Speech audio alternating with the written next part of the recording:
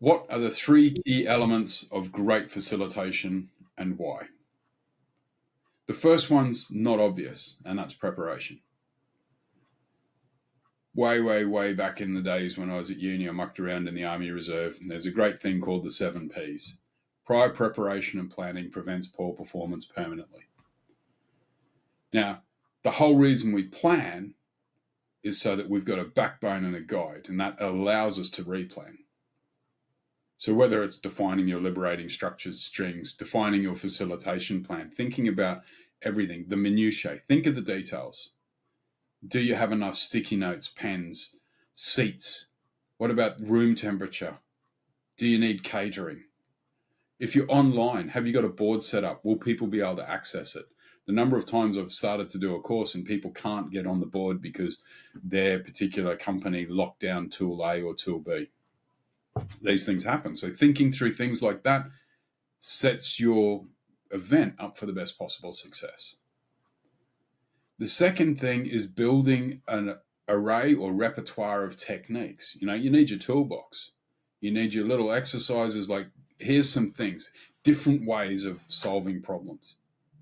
How do you get people to go into groups? How do you get them back again? All of this stuff plugs in together.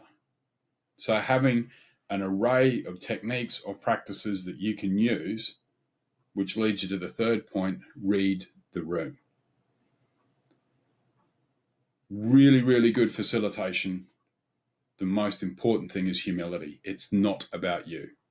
Your duty of care is to get the people in the room to an end point. That's your job. So read the room. Be sensitive to that. It's easier if cameras are on when we're virtual. If not, you'll need to ask for more feedback. Like, people can sometimes be so anxious they don't want to turn their cameras on. Blew my mind when I heard it. Why? Because I suppose I have no fear factor. I had a long discussion with my wife about it. She's like, your problem is you have no fear, which means you don't care about stuff. Unhelpful at times. So it doesn't mean anything to me to have a camera on or talk to people. She's like, yeah, you're a freak. Just accept that. Normal people may not want that. So think about your audience. How can you make them comfortable? How can you get them to engage to achieve the outcome? And so you can see how it loops. So we got planning, practices and techniques coupled with empathy and reading the room.